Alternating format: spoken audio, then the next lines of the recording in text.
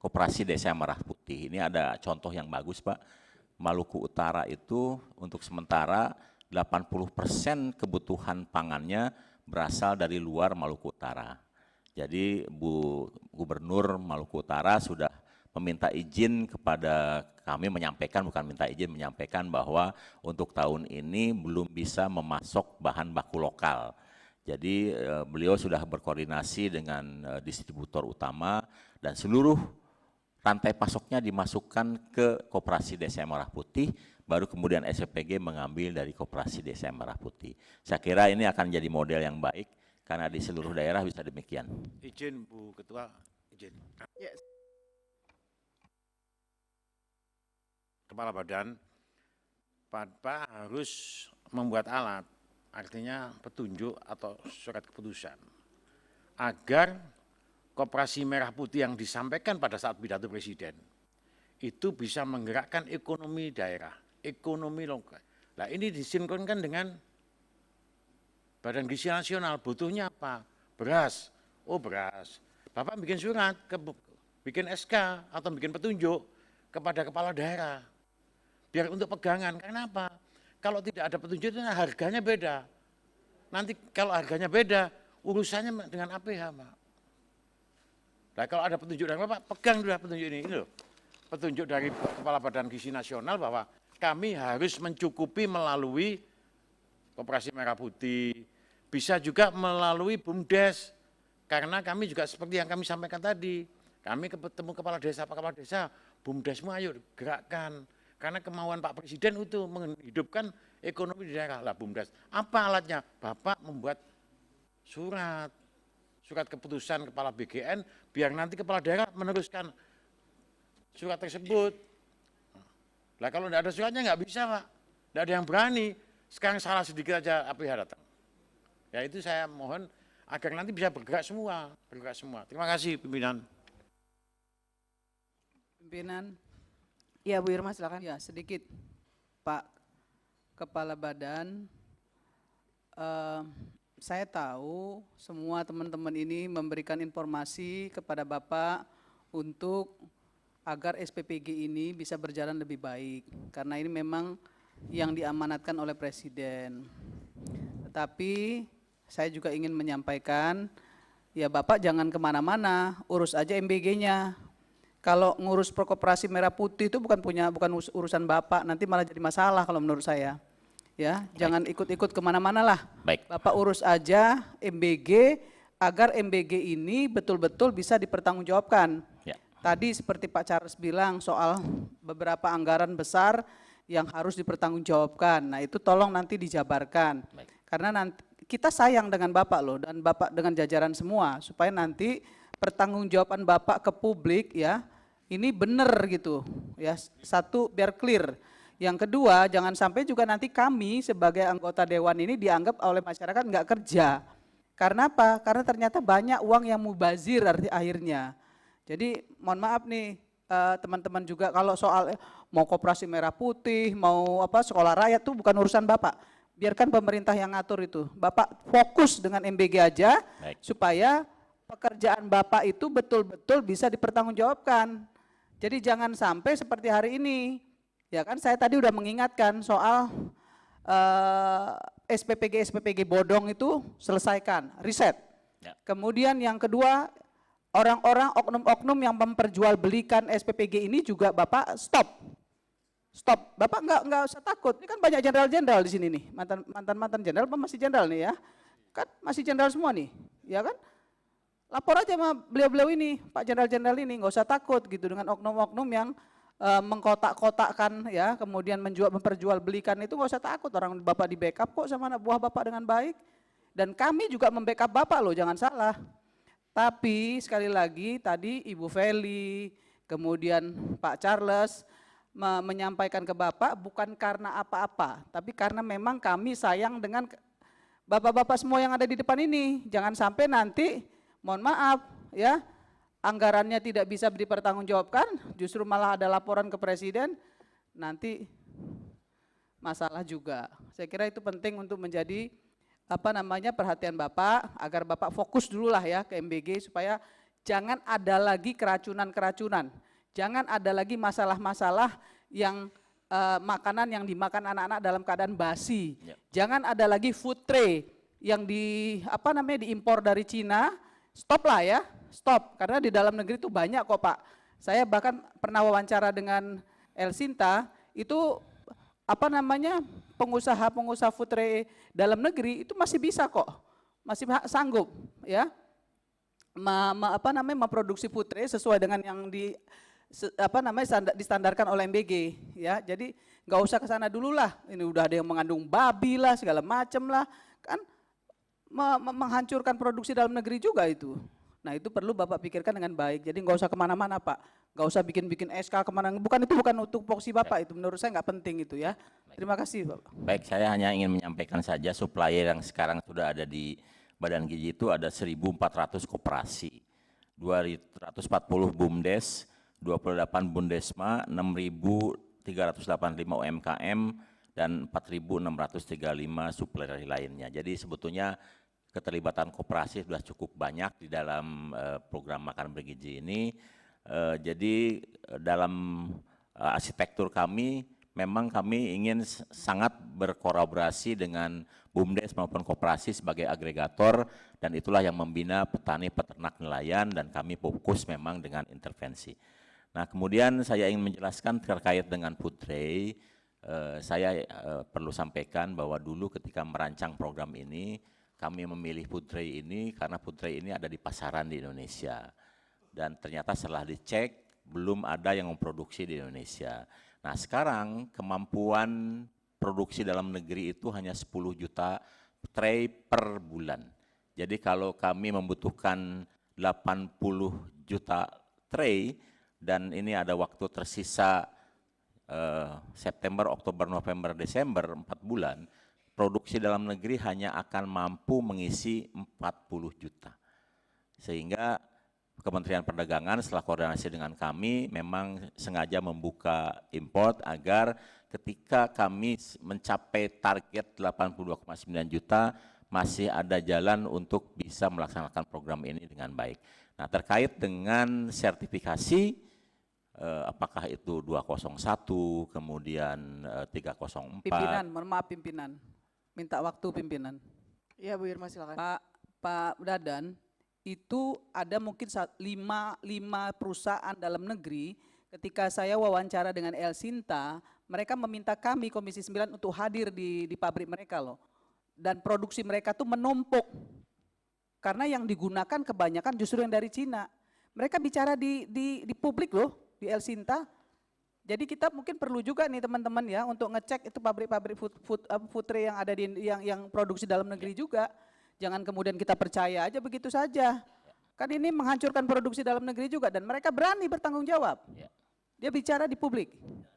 Ya, jadi kita perlu juga ya, jangan juga kemudian karena ini menurut Menteri Perdagangan begini. Saya kira kita perlu cek juga kok ke bawah. Ya, jadi agar jangan selalu impor lah ya. Izin Bu Irma, kami sudah konsolidasi dengan seluruh produsen tray dan dikumpulkan tuh kurang lebih sekitar 15 perusahaan, dan itu 17 perusahaan, dan kemampuannya 10 juta tray per bulan. 11.600.000 tray per bulan. Jadi untuk tray ini memang yang membeli adalah mitra. Nah, kami baru akan mengadakan pengadaan untuk bersumber APBN karena ada beberapa bangunan yang akan kita bangun termasuk untuk 3T, dan kami sudah meminta kepada yang menjadi PIC untuk produksi dalam negeri yang dibeli dengan uang APBN. Nah, untuk mitra saya kira ini mekanisme pasar yang berlaku meskipun kami tetap menganjurkan agar membeli produksi dalam negeri. Nah, untuk sertifikasi dan lain-lainnya saya serahkan kepada lembaga yang berwenang untuk melakukan sertifikasi. Nanti kami akan ikuti rekomendasi dari lembaga tersebut, apakah tray-tray tertentu memang tidak boleh digunakan atau digunakan. Termasuk juga untuk aspek higienis, tentu saja kami serahkan kepada BPOM. Untuk kehalalan dari tray itu kami serahkan kepada badan penyelenggara halal, supaya kami nanti tinggal menggunakan rekomendasi-rekomendasi tersebut.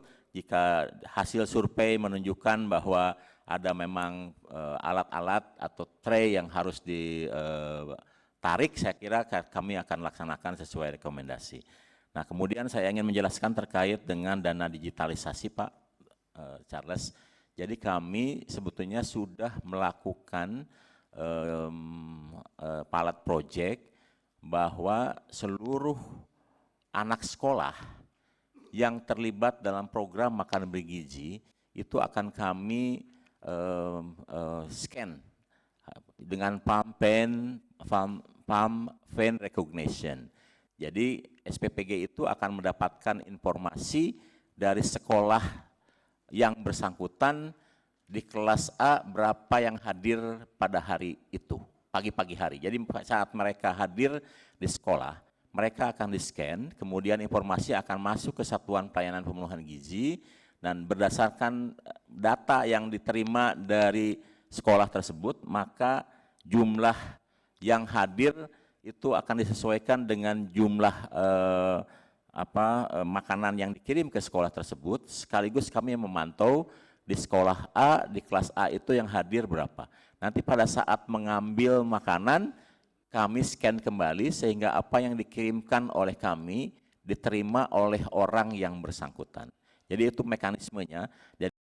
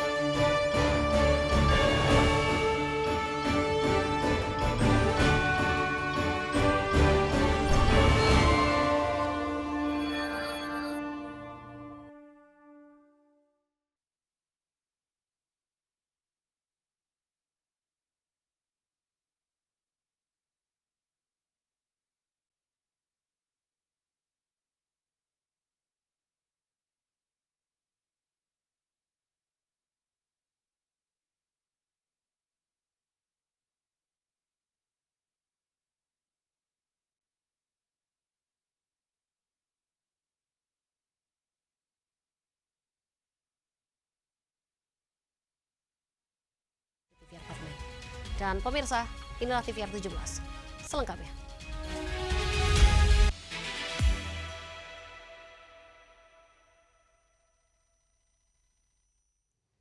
Terkait kasus suap dan juga gratifikasi yang menjadi tantangan besar di tubuh Mahkamah Agung, di sini anggota Komisi 3 DPR RI yaitu Nasir Jamil menilai calon hakim agung harus bisa memastikan peradilan yang bersih, transparan, akuntabel, serta bebas dari suap dan juga korupsi.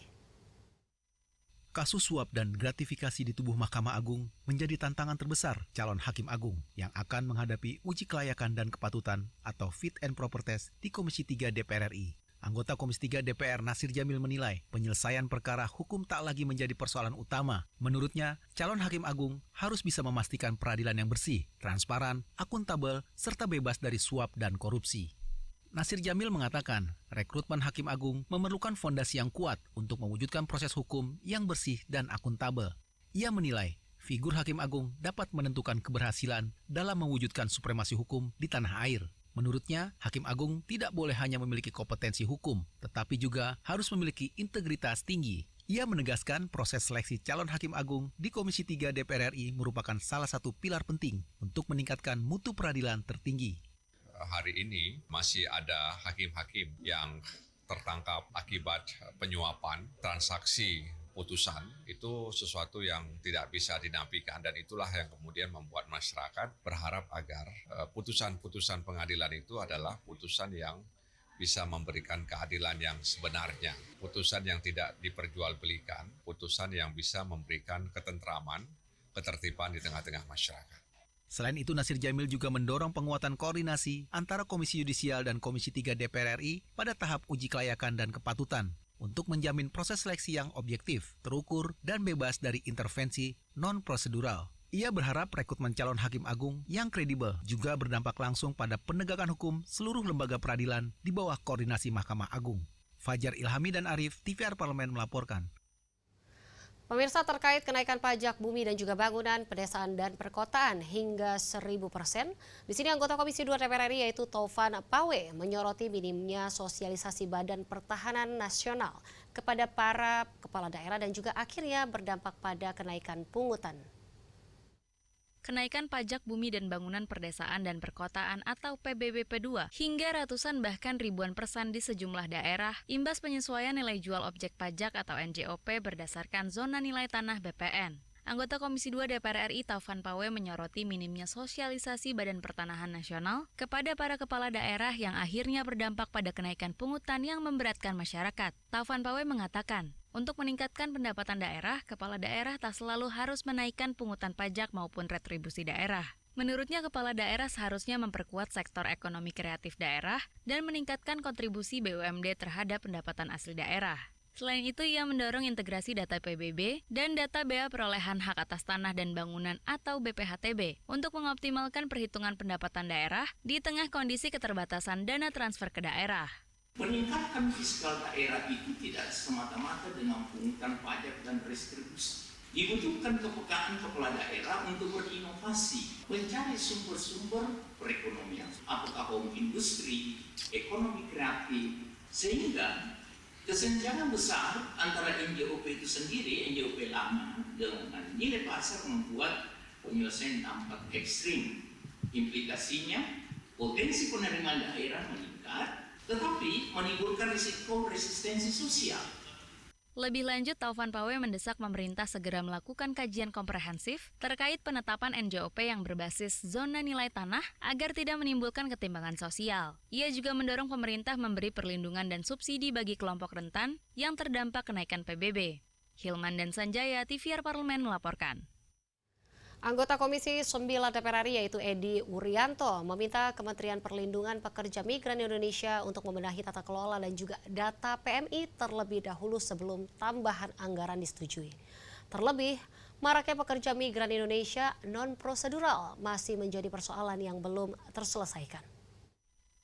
Maraknya pekerja migran Indonesia non-prosedural atau PMI ilegal hingga kini masih menjadi persoalan yang belum terselesaikan. Di tengah kondisi tersebut, Kementerian Perlindungan Pekerja Migran Indonesia atau KP2MI mengajukan tambahan anggaran sebesar 2,1 triliun rupiah di tahun depan. Anggota Komisi 9 DPR RI Edi Wuryanto meminta KP2MI membenahi tata kelola dan data PMI terlebih dahulu sebelum tambahan anggaran disetujui. Edi Wuryanto menilai, tambahan anggaran belum layak diberikan jika KP2MI belum membenahi tata kelola perlindungan pekerja migran. Pasalnya 90% PMI yang terjerat kasus di luar negeri merupakan PMI yang berangkat secara ilegal. Namun KP2MI belum memiliki data kuat untuk menangani persoalan tersebut.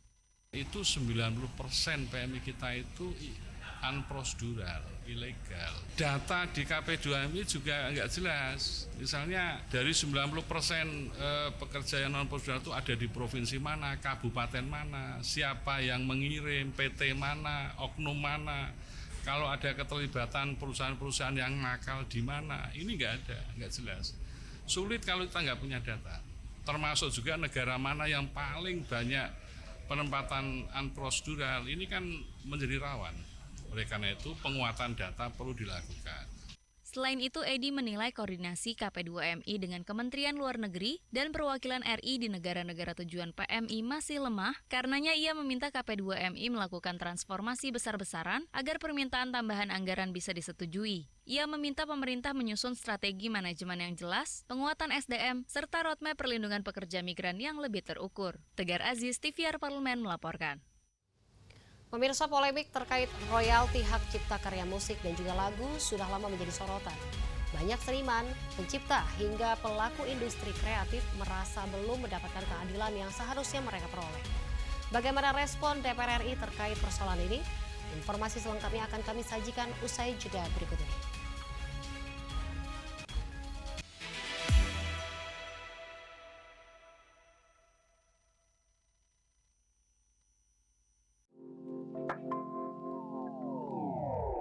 Saya bersyukur begini, ketika Kang Emil mendorong saya untuk masuk ke politik, juga diamini oleh ibu saya dan juga oleh anak-anak saya. Jadi Menurut saya ini adalah supporting utama buat saya.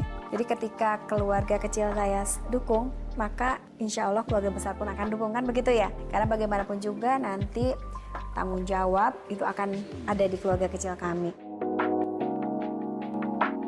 Kalau anak dan keluarga itu adalah energi buat saya. Jadi saya ada di sini atas energi itu gitu.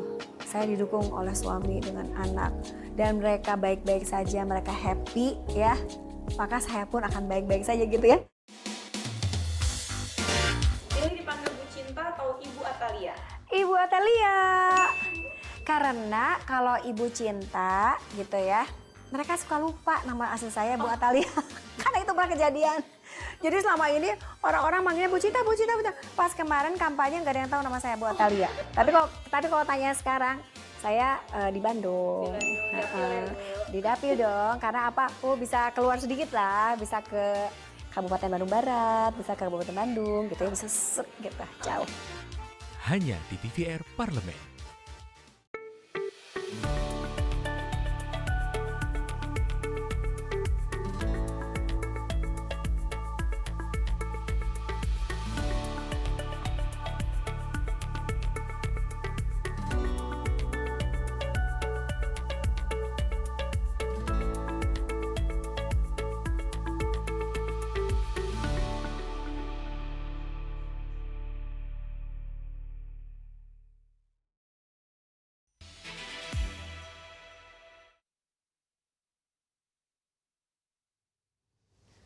Kita kembali di TVR 17. Pemirsa, setiap nada dan juga setiap bait lagu tentunya merupakan jiwa yang lahir dari pikiran para pencipta.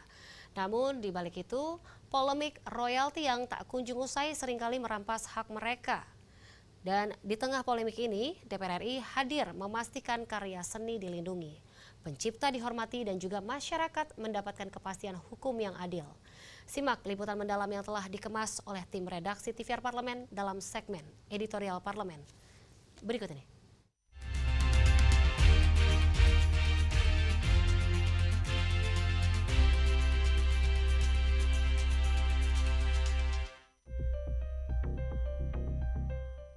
Mencuatnya dinamika hak royalti musik yang terjadi di masyarakat membuat para pelaku industri musik tanah air menjadi resah.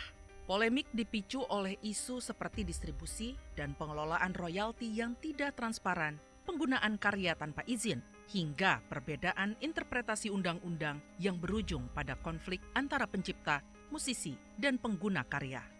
Terjadi dualisme penafsiran undang-undang hak cipta saat ini antara pencipta lagu dan penyanyi, terutama pada pasal 23 ayat 5 dan pasal 87 ayat 1 yang mengatur tentang lembaga manajemen kolektif atau LMK.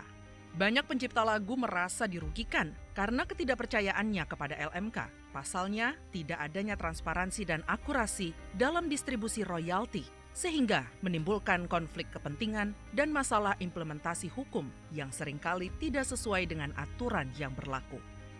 Tidak hanya pelaku industri musik yang merasakan dampaknya, polemik royalti juga menyasar kepada sejumlah pelaku UMKM. Mereka merasa berat karena adanya beban biaya tambahan yang dianggap tidak masuk akal, serta ketidakjelasan mengenai mekanisme penarikan maupun pendistribusian yang membuat mereka enggan memutar musik di dalam usahanya.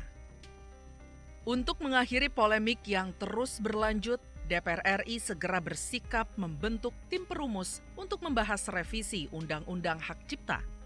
Nantinya tim perumus tersebut akan melibatkan LMKN, Organisasi Vibrasi Suara Indonesia, serta Asosiasi Komposer Seluruh Indonesia. Dan rapat siang ini melanjutkan bahwa ya pertama kita transfer dari usulan perorangan yang diajukan di Balek ke Komisi 13. Dan kemudian siang ini juga kesepakatan pembentukan tim perumus untuk mulai membahas materi Undang-Undang Hak Cipta ini. Karena tadinya kita mau revisi kan, tapi bukan hanya soal royalti ini aja, tapi menyangkut banyak hal, menyangkut hak cipta. Yang tadi tadi pagi di Komisi 13 dengan Dirjen Haki kita bahas juga dan banyak masukan-masukan yang berkaitan dengan hak cipta tersebut. Jadi ini sekaligus kita. Musisi sendiri merespon positif upaya DPR yang melibatkan mereka dalam pembahasan RUU Hak Cipta nantinya. Mereka merasa undang-undang yang ada belum cukup melindungi hak-hak musisi, terutama soal royalti digital.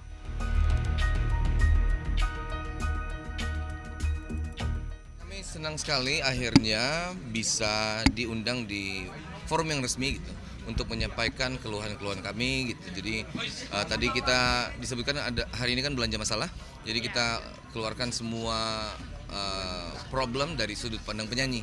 Tadi sudah kita keluarin beberapa permasalahan yang mungkin terjadi. Untuk saat ini sih sampai segitu dulu. Tadi katanya kan minggu depan diminta untuk terjun langsung juga 3 orang di dalam perumusan rancangan undang-undang.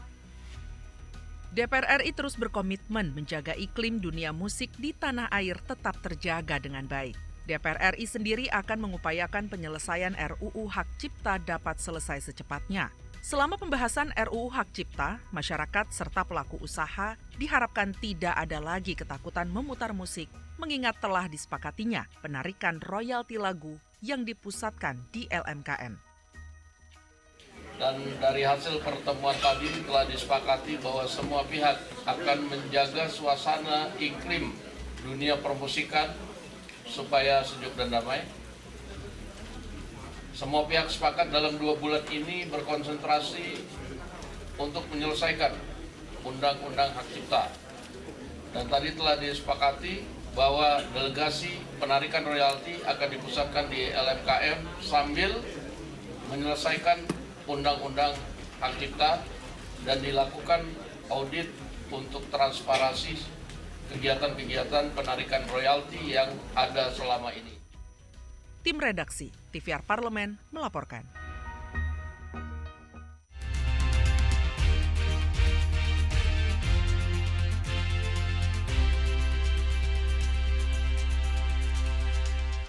Pemirsa, penurunan jumlah mahasiswa di perguruan tinggi swasta yang hampir mencapai 40% menjadi perhatian serius Komisi 10 DPR RI. Salah satu faktor yang memicu kondisi ini adalah kebijakan perguruan tinggi negeri, Badan Hukum atau PTNBH yang dapat membuka jalur seleksi mahasiswa jalur mandiri lebih dari 50%. Dan informasi selengkapnya akan kami hadirkan sesaat lagi, tetaplah bersama kami di TVR 17.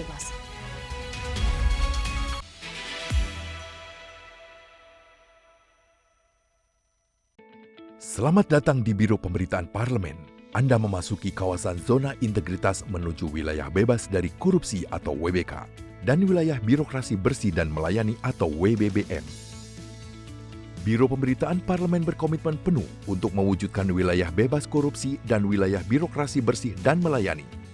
Komitmen kami, pejabat dan jajaran memiliki komitmen tinggi untuk mewujudkan WBK dan WBBM melalui reformasi birokrasi, khususnya dalam hal pencegahan korupsi dan peningkatan kualitas pelayanan publik. Kedua, bebas dari korupsi dengan terwujudnya wilayah bebas korupsi atau WBK, yang artinya bebas dari KKN, gratifikasi dan dari segala bentuk pungutan liar atau pungli. Terakhir, pelayanan prima dengan terwujudnya wilayah birokrasi bersih melayani, yaitu dengan meningkatnya kualitas pelayanan publik dan tercapainya kepuasan masyarakat terhadap pelayanan.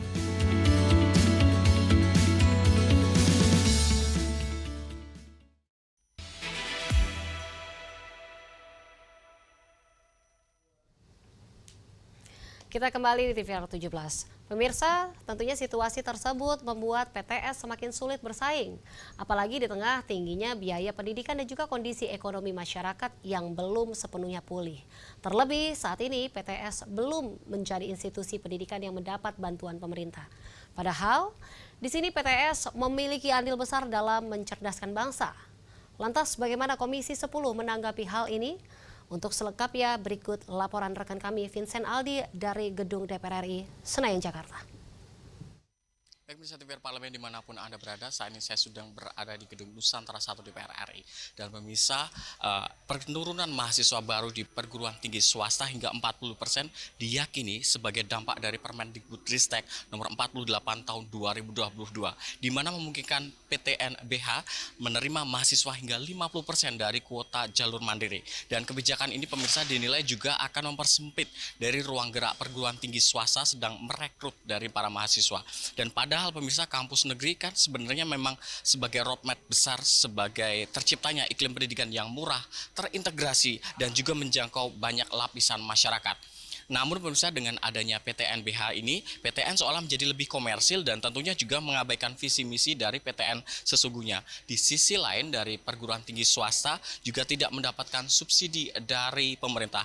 Ini menyebabkan juga kesulitan bersaing dengan perguruan tinggi negeri. Dan pemirsa, dalam jangka panjang, skema tersebut bisa mengancam dari eksistensi dari perguruan tinggi swasta, yang mana akan memperburuk dari ketimpangan akses pendidikan.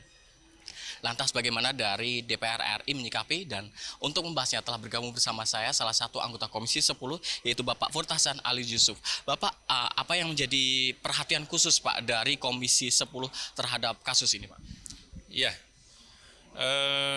tadi pagi kita sudah rapat bersama, rapat kerja dengan Menteri Diktisaintek ya. Banyak hal yang kita bicarakan, salah satunya adalah soal SPMB, Sistem Penerimaan Mahasiswa Baru. Di mana sistem pemberian mahasiswa baru ini saat sekarang ini masih menggunakan beberapa jalur. Di antaranya adalah jalur undangan, jalur tes bersama, jalur mandiri. Nah, dari semua jalur ini tentu adalah memang yang dilakukan oleh pemerintah ini adalah lebih kepada memberikan porsi yang lebih besar kepada perguruan tinggi negeri. Nah, ini yang kita soroti tadi. Pertama adalah soal jalur ini.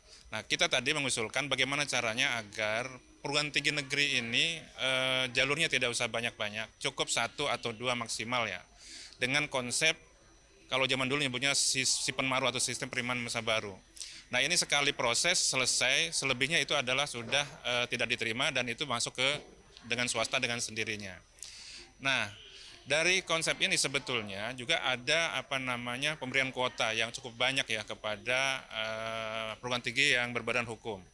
Nah, sekitar 50% di situ. Nah, di sini juga salah satu penyebab. Oleh karena itu, tadi saya mengingatkan pada Pak Menteri, swasta ini harus dilakukan sama. Dan swasta juga harus diberikan keadilan. Nah, soal kebijakan penerimaan mahasiswa baru ini, sesungguhnya adalah cukup dibatasi ada jumlahnya di perguruan tinggi negeri ini, sendirinya swasta itu adalah akan hidup. Nah, oleh karena itu saya mendorong ya kepada perguruan tinggi negeri, prinsipnya adalah kita dorong supaya go internasional atau istilahnya world class university ya. Nah, sehingga perguruan tinggi negeri ini tidak usah ya terlalu banyak ya, tidak usah terlalu banyak penerima mahasiswa baru, tapi diberikan anggaran yang cukup besar sehingga mereka tidak lagi dengan alasan disuruh kompetisi tingkat global tapi anggarannya adalah lokal. Nah, itu adalah bahasa dari mereka. Oleh karena itu kita dorong anggarannya diperbesar, tetapi jumlah mahasiswa barunya nggak usah banyak-banyak. Nah, dikaitkan dengan angka partisipasi kasar, memang kita sini harus berbagi tugas. Perguruan tinggi negeri lebih kepada world class university, kemudian mahasiswa baru dibatasi, lalu swasta juga didorong kualitas mutunya ditingkatkan, lalu juga untuk APK itu lebih kepada perguruan tinggi swasta itu bisa dilakukan sebetulnya. Pak, untuk Permendikbudristeknya sendiri Pak, apakah nanti dari Komisi 10 akan mendorong evaluasi atau malah nanti akan merevisi Pak? Ya, semua yang menjadi kelemahan tadi sudah saya sampaikan bahwa itu harus dilakukan revisi karena permen yang sudah ada itu tahun 2022 itu menurut saya adalah sudah tidak sesuai dengan perkembangan sekarang. Oleh karenanya tadi saya mendorong untuk kebijakan tahun 2026 harus dilakukan perubahan. Dan tadi sudah saya sampaikan detail bahwa supaya ada perhatian juga kepada perguruan tinggi swasta. Di samping adalah soal biaya operasional BOP PTN. Itu kan tadi kelihatan anggaran sekitar 5 triliun untuk 110 perguruan tinggi negeri lah kurang lebih. Sementara swasta dengan banyaknya kurang lebih 4.000 perguruan tinggi swasta itu belum dialokasikan untuk BOP-nya. Memang tidak ada sama sekali. Baru rencana ada bantuan perguruan tinggi swasta. Itu pun sifatnya masih selektif ya. Kira-kira begitu. Pak, langkah ke depan dari DPR RI untuk mengawal pendidikan ini tetap adil dan merata di tengah kondisi seperti ini, Pak. Ya, tetap semuanya kita suarakan ya bahwa pemerintah supaya berlaku adil. Adil itu artinya tidak harus sama sebetulnya, tapi sesuai dengan porsinya. Oleh karena itu, pertama yang kita rubah adalah mindsetnya dulu. Teman-teman dari kementerian ini jangan mindsetnya negeri minded. Swasta itu sudah memberikan kontribusi luar biasa. Sebelum Indonesia merdeka pun swasta sudah ada lembaga-lembaga pendidikan itu. Oleh karenanya ini jangan sampai dianggap bagian daripada yang menghambat. Tidak, ini justru memberikan kontribusi. Kita bandingkan, jumlah mahasiswa di negeri itu berapa? Kurang lebih cuma ya 4 juta. Kalau di swasta sekarang 9 juta. Itu artinya perguruan tinggi negeri itu belum mampu sebetulnya menampung seluruh mahasiswa yang ada. Maka peran dari swasta itulah kita butuhkan. Maka perlakuannya sama, karena anak bangsa juga di situ kan. Nah, dilihat dari sisi apa? Kewajiban. Membayar pajak, sama-sama membayar pajak. Jadi intinya adalah mindset dulu dirubah, perlakukan yang sama, kita melangkah bersama, maju bersama, dan sukses bersama antara negeri dan swasta. Kira-kira begitu. Terima kasih banyak Bapak atas waktunya. Selamat bertugas kembali Bapak. Terima kasih. Baik pemirsa, demikianlah wawancara saya dengan salah satu anggota Komisi 10 DPR RI, yaitu Bapak Furtasan Ali. Terima kasih atas perhatian Anda dan saya kembalikan ke rekan saya di studio. Pemirsa, selanjutnya apa saja yang menjadi topik di media online nasional pada hari ini? Tentunya usai jeda, tetaplah bersama kami di TVR 17.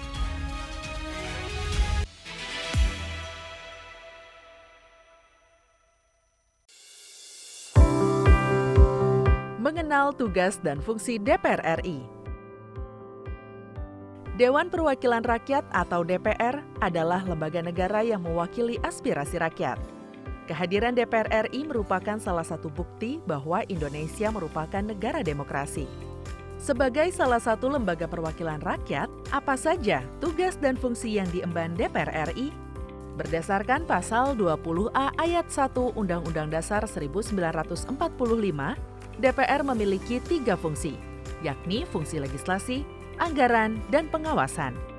Tugas dan wewenang DPR berbeda untuk setiap fungsinya. Yang pertama, fungsi legislasi. Menyusun program legislasi nasional atau prolegnas, menyusun dan membahas rancangan undang-undang, menerima rancangan undang-undang yang diajukan oleh DPD, membahas rancangan undang-undang yang diusulkan oleh Presiden ataupun DPD, menetapkan undang-undang bersama dengan Presiden, menyetujui atau tidak menyetujui peraturan pemerintah pengganti undang-undang yang diajukan oleh Presiden untuk ditetapkan menjadi undang-undang. Yang kedua, fungsi anggaran. Memberikan persetujuan atas rancangan undang-undang tentang APBN yang diajukan oleh Presiden.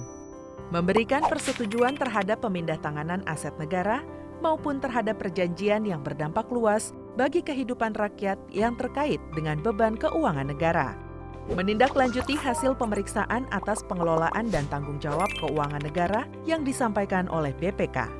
Memperhatikan pertimbangan DPD atas rancangan undang-undang tentang APBN dan rancangan undang-undang terkait pajak, pendidikan, dan agama.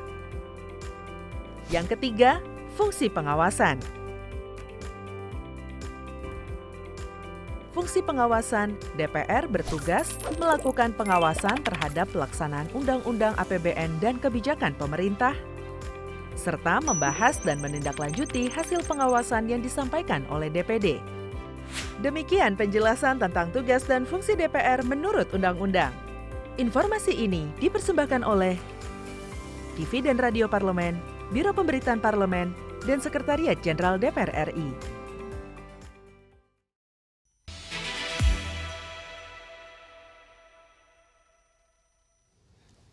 Kembali di TVR 17. Pemirsa, kali ini kita masuk ke segmen media online. Mari kita simak isu apa saja yang menjadi sorotan media serta tanggapan dari sejumlah anggota Dewan bersama rekan kami, Dedi Ramadan.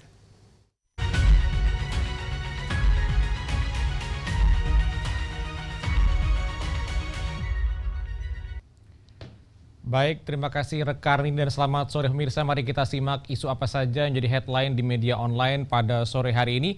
Dan berita pertama yang menjadi headline di media online yaitu Willy dorong perhatian khusus pemerintah pusat kembangkan ekonomi Madura. Kita lihat informasinya di layar kaca Anda pemirsa, di mana banyak sekali media yang membahas terkait dengan kawasan Kepulauan Madura yang bergabung dengan pengelolaan Provinsi Jawa Timur sampai saat ini masih menyisakan pekerjaan rumah yang belum kunjung selesai. Anggota DPR RI Willy Aditya menyampaikan bahwa situasi Madura yang bergantung pada sumber pembiayaan pembangunannya dari pemerintah pusat perlu menjadi perhatian khusus. Sebagaimana diketahui pasca ditiadakannya Badan Pengembangan Wilayah Surabaya Madura, situasi pembangunan di Madura menjadi semakin kompleks diatasi. Di samping itu, pembangunan fisik, infrastruktur, kualitas manusia, dan ekonomi di Kepulauan Madura perlu disusun ke dalam satu perencanaan kawasan yang komprehensif. Kepulauan Madura sangat layak untuk memperoleh perhatian khusus dari pemerintah pusat untuk terus mengoptimalkan pembangunan di kawasan Madura karena memiliki banyak sumber daya yang sampai saat ini masih belum dapat dikembangkan karena tidak terkonsolidirnya perencanaan pembangunan dalam satu perencanaan kawasan.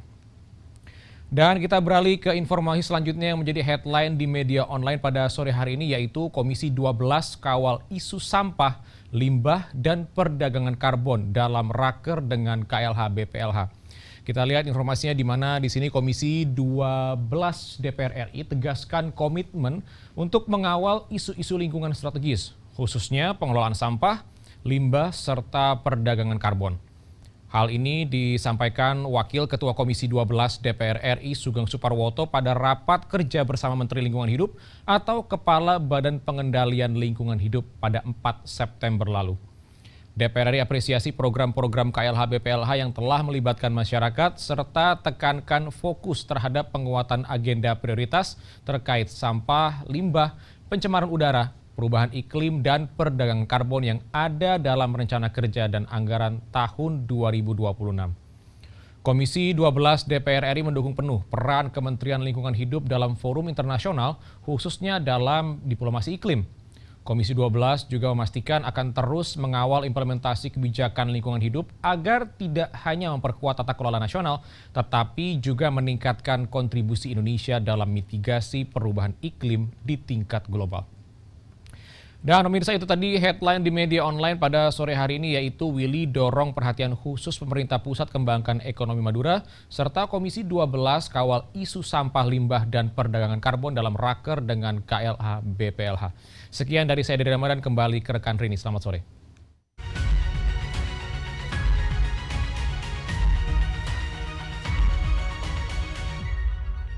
Terima kasih rekan Adi yang telah menyampaikan sejumlah update sorotan dari media online nasional pada hari ini. Dan pemirsa, segmen media online tadi sekaligus menutup program TVR 17 edisi sore hari ini. Saya Reni Reski beserta seluruh kru TVR Parlemen yang bertugas mengucapkan terima kasih dan juga pamit undur diri dari hadapan Anda. TVR Parlemen, referensi Indonesia.